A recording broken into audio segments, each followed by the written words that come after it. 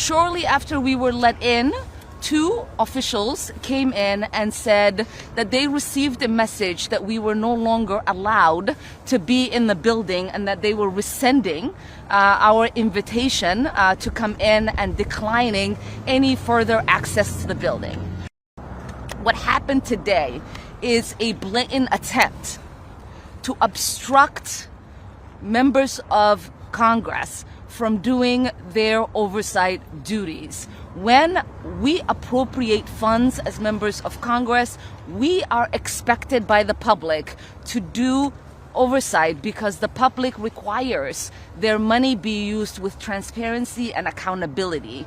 And what happened today is ICE agents deciding that we were no longer allowed to fulfill our constitutional duties. The response was that because the funding for this center came from the one big beautiful bill, not a congressional appropriations bill, that they were denying our access. This document, this court case, refutes that. We are going to continue to show up. We're going to continue to do our job. We let ICE know, Department of Homeland Security know, that they were violating federal law. They do not care that they are violating federal. As a physician myself, I was very interested to see what the conditions inside were. We were very briefly allowed to go in, but we saw no beds. We saw a lot of young men sitting with their heads in their hands. We were not allowed to speak to any of them. I have privacy forms that I was ready to hand out to constituents.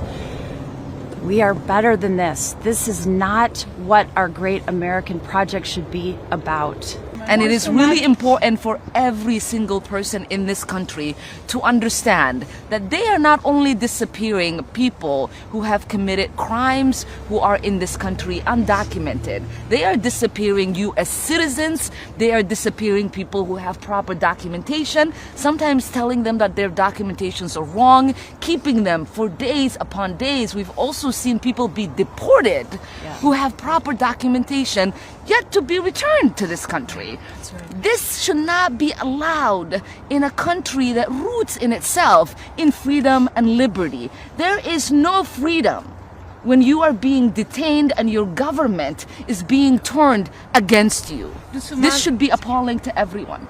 This administration continues to use Minnesota as a political stunt. And earlier this week, it got a woman killed. As they are detaining individuals across Minnesota and across this country, it is our job as members of Congress to make sure that those folks detained are treated with humanity, because we are the damn United States of America, and we don't treat people the way that this administration is treating people in our country. We are better than this.